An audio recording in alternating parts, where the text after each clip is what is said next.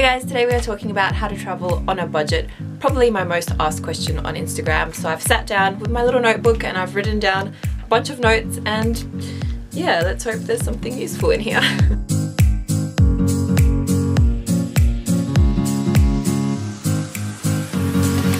Tip number one is to always use a comparison website when you are buying your plane tickets. So websites such as Skyscanner are great. You just type in where you want to go and on what dates, and it's going to search all the different times and airlines available and find you the cheapest combination. So it might work out cheaper sometimes to fly to your destination on one airline and return on another. You really just have to do your research and find those cheap tickets.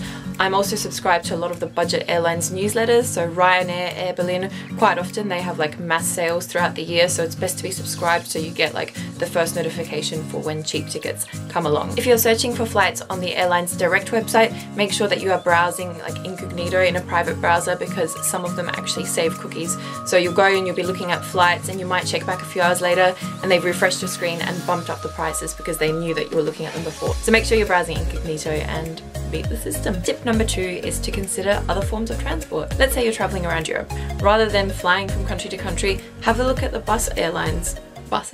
Have a look at the different bus companies, train companies. It might work out cheaper to do it that way and you're going to see a lot more of the country as opposed to flying, which yes, may be a little bit more convenient and a lot faster, but if you're on a budget and you have a lot of time to spare, then you might as well try other options. You can also consider the app BlaBlaCar, which I've actually used before. So it's similar to Uber, except that it's from like long distances. So let's just say someone is in your current location and they happen to be traveling to your destination. You can just hop into their car and pay them whatever fee you guys agree on, and they'll literally just drive you. I personally probably wouldn't do it as a solo traveler, but I did it with a group of friends in Spain last year. We were going from one town to another. We left it to the last minute to buy our bus tickets, which were ridiculously expensive, and it just worked out cheaper for us to catch a ride with some random guy who was driving in our direction. Tip number three is to stay in a hostel.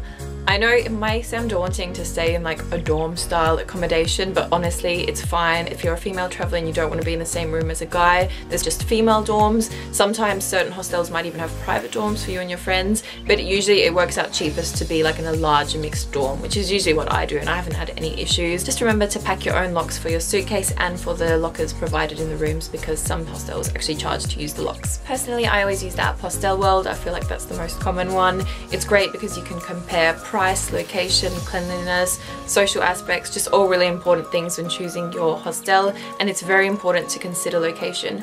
You might be staying in a city and you find a really cheap hostel, but it could be like 10k out of the city centre, somewhere in Whoop Whoop, and you might actually be spending more money just travelling back and forth from your accommodation. So I always try and look for something which is quite central in the city, so you're spending less on transport and you can do a lot more walking. You make sure you choose a hostel that has a good common room where you can mingle with fellow travellers. Honestly, that's one of my favourite things about travelling, is meeting people from all around the world, and you make friends. And it's really cool if the hostel offers like pub crawls, because you can go out, or even free walking tours, just little things like that where you can meet like fellow travellers and just go explore and make friends for life. Some hostels even offer a free basic breakfast or dinner, which is great to save money. And personally, I always like to make sure the hostel I'm staying in has kitchen facilities, which leads me to tip number four, and that is that you do not need to go out for breakfast, lunch and dinner every day whilst you're traveling.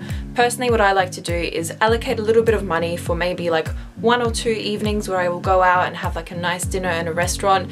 But majority of the time, I just like to make my own breakfast. I'll pack my own lunch for the day, and honestly, food is like one of the biggest expenses, especially when you're traveling and you're walking a lot. You get hungry so easily, so I try and cook as much as I can. When I was in Ireland earlier this year, I ran out of money at the end of my trip, and thank God my hostel had a kitchen. I was literally living off like bread and beans on my last day, but you know, traveler life, you do what you gotta do. Tip number five is to walk or use public transport as much as you can. Honestly, I can't remember the last time I got in a taxi. Like, that's just not in my budget when it comes to traveling. So before I go anywhere new, I will always sit down, get out Google Maps, figure out what's like the easiest and cheapest way for me to get from the airport to my accommodation. Usually it's like a shuttle bus or a train. Same goes for sightseeing. Like usually in the mornings in the hostel, I'll sit down eating my breakfast, pull out a map, circle everywhere I want to go, and just figure out what's like the most convenient way to get there. For example, earlier this year I was in Copenhagen, and it just so worked out that everything I wanted to see was walking distance. I think the furthest I walked from my hostel was like to the Little Mermaid statue, and that took me I don't know, like 45 minutes to an hour walking, and it was beautiful weather, and I saw so many things in the city that I never would have seen if I'd been catching like a bus or a taxi. But obviously if you're traveling to a massive city, you may need to use public transport, so that's just another thing you'll need to research beforehand. Is it cheaper to get a day pass, a weekly pass? Depending how long you're there, definitely consider your options. Tip number 6 is to remember that you do not need to see anything and everything that a city offers.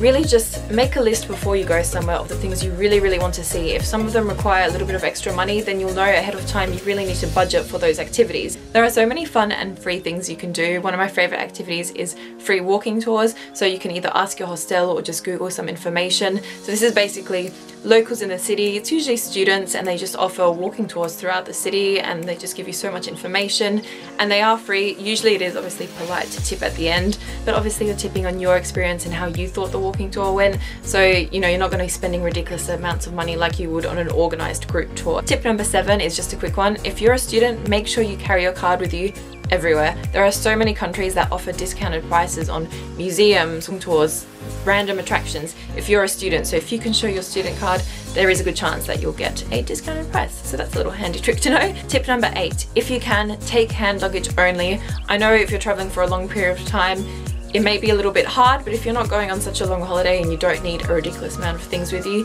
definitely take hand luggage. A, you're saving money on your plane ticket because checked luggage usually costs extra. B, I mean, who wants to be dragging around a heavy suitcase anyway? And C, the less room you've got in your suitcase, the less likely you are to be buying random shit you don't need. Obviously, if there's something really cute, like a really nice small souvenir you want to buy, do it, go for it. But I just find the more room I have, the more random unnecessary things I usually buy. I hope you guys enjoyed this video, and at the end of the day, just remember, life is short, so buy those shoes, go on that holiday, travel, treat yourself.